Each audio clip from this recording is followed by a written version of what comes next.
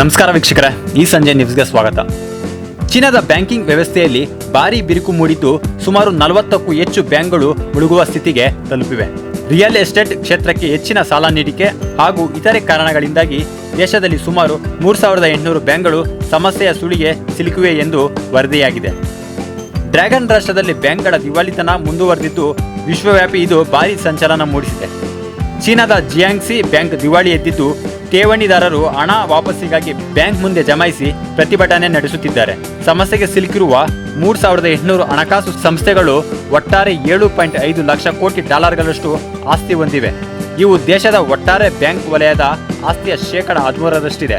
ಈ ಬ್ಯಾಂಕ್ಗಳಿಂದ ನೀಡಲಾದ ಸಾಲದ ಪೈಕಿ 40% ಹಣ ವಸೂಲಾಗದಿರುವುದೇ ಈ ಸಮಸ್ಯೆಗೆ ಕಾರಣ ಎಂದು ಹೇಳಲಾಗಿದೆ.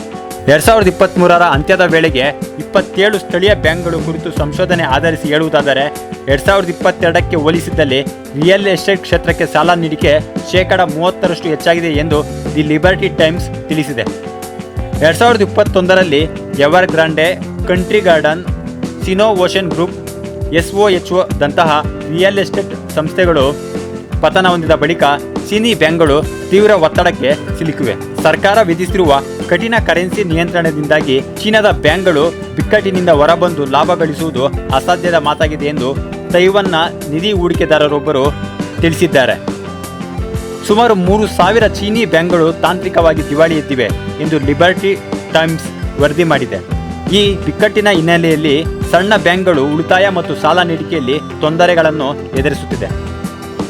ಕೋವಿಡ್ ನಂತರ 2019ರ ಈಚೆಗೆ ಕೆಲವು ಚೀನಿ ಬ್ಯಾಂಕ್ಗಳು ಮುಳುಗಿ ಹೋಗಿದ್ದು ಸಣ್ಣ ಬ್ಯಾಂಕ್ಗಳ ಸ್ಥಿತಿ ಅತ್ಯಂತ ಶೋಚನೀಯವಾಗಿದೆ. ರಿಯಲ್ ಎಸ್ಟೇಟ್ ಬಿಕ್ಕಟ್ಟನ್ನು ಎದುರಿಸಲು ಚೀನಿ ಸರ್ಕಾರ ಕೆಲವು ಕ್ರಮಗಳನ್ನು ಕೈಗೊಂಡಿದೆ. ವಸತಿ ಮಾರುಕಟ್ಟೆ ಆರಂಭಿಸಲು ಚಿಂತನೆ ನಡೆಸಿದೆ. ಮೊದಲ ಖರೀದಿದಾರರಿಗೆ ಡೌನ್ ಪೇಮೆಂಟ್ ಕಂತುಗಳ ಮೊತ್ತವನ್ನು ಕಡಿಮೆ ಮಾಡಲಾಗಿದೆ. ಅಡಮಾನ ಇಡುವ ಆಸ್ತಿಗಳ ಮೇಲಿನ ಬಡ್ಡಿ ದರವನ್ನು ತಗ್ಗಿಸಲಾಗಿದೆ. ಈ ಎಲ್ಲ ಕ್ರಮಗಳ ನಡುವೆಯೂ ಸುಮಾರು 5,432 ಕೋಟಿ ಭಾರತೀಯ ರೂಪಾಯಿಗಳಷ್ಟು ಸಾಲ ಮಾರ್ಚ್ ವೇಳೆಗೆ ತೊಂದರೆಯಲ್ಲಿ ಸಿಲುಕಿದೆ. ಇದರ ಜೊತೆಗೆ ಉನ್ನತ ರಿಯಲ್ ಎಸ್ಟೇಟ್ ಡೆವಲಪರ್ಗಳು ದಿವಾಳಿತನದಿಂದಾಗಿ ಸಾರ್ವಜನಿಕರು ಬ್ಯಾಂಕ್ಗಳ ಬಗ್ಗೆ ನಂಬಿಕೆ ಕಳೆದುಕೊಳ್ಳುತ್ತಿದ್ದಾರೆ. ಇದು ವಿವಿಧ ನಗರಗಳಲ್ಲಿ ಬ್ಯಾಂಕ್ಗಳು ಮುಚ್ಚಿ ಹೋಗಲು ಎಡೆಮಾಡಿಕೊಡುತ್ತಿದೆ.